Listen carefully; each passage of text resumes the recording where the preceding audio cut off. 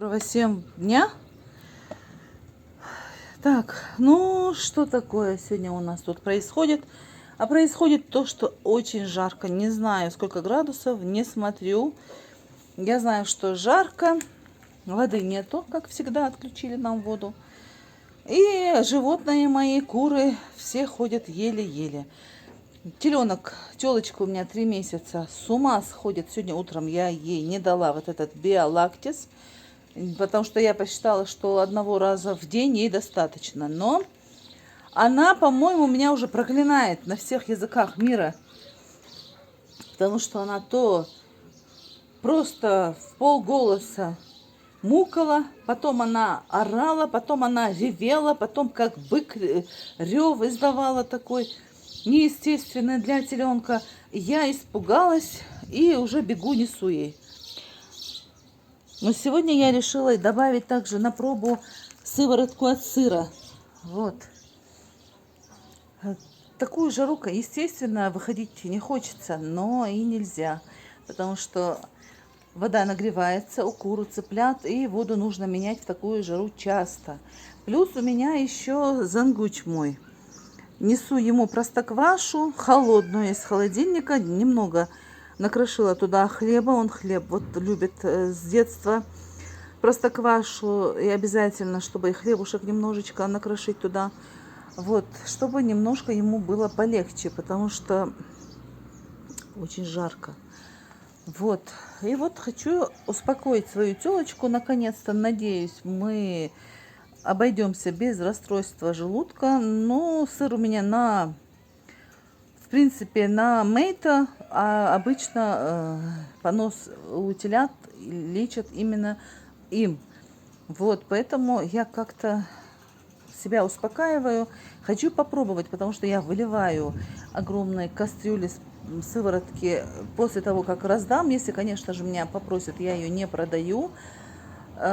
Выливаю и курам выливаю, но куры у меня столько не выпивают. Дело в том, что у меня есть одна корова, она не удойная. Я, конечно же, собираю молоко в течение недели и раз делаю или творог, или сыр. Сегодня я решила сделать сыр, у меня был заказ. Понимаете, все мы знаем, кто держит корову, кто занимается переработкой молочки, что для приготовления сыра нужно очень много молока.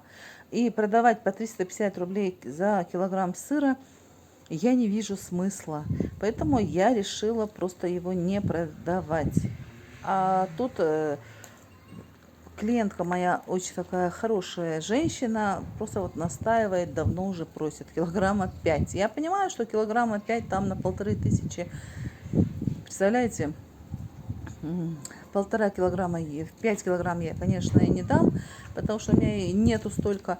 А вот то, что сегодня там получится, я не знаю, сколько там осядет он еще, и сыворотка отделится, и останется что. Вот, короче говоря, то, что останется, то ей и отдам. Вот такие вот у меня на сегодня новости. Жарко, очень жарко. Не знаем, что делать, но, альхамдулиллах, мы довольны. Вот, вот мой котеночек. Тёпа, Тёпочка. Имени я ей не дала еще. Я пытаюсь поймать, обработать от этих блох, от всего. И, естественно, нужно будет делать от чумки.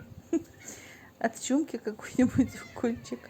Ну вот, выпила молочко моя. Марыська вон стоит в такую жару под навесом в ее чашечке, и она уже начинает чихать. То есть только вот оно ж теплое в такую жару, но и даже вот эту температуру она не выдерживает. Ей нужно всегда жидкое давать в теплом виде, 37-38 градусов. Вот такое она вот пьет. Вот. А девочка моя, я их покормила, но нужно поймать все-таки и обработать. Так, тут травки много, тут и клещей она может набраться. Она меня укусила, я ее, естественно, словила, но она меня укусила, пришлось мне ее отпустить. Всем добра, всем здоровья, берегите себя, пока-пока.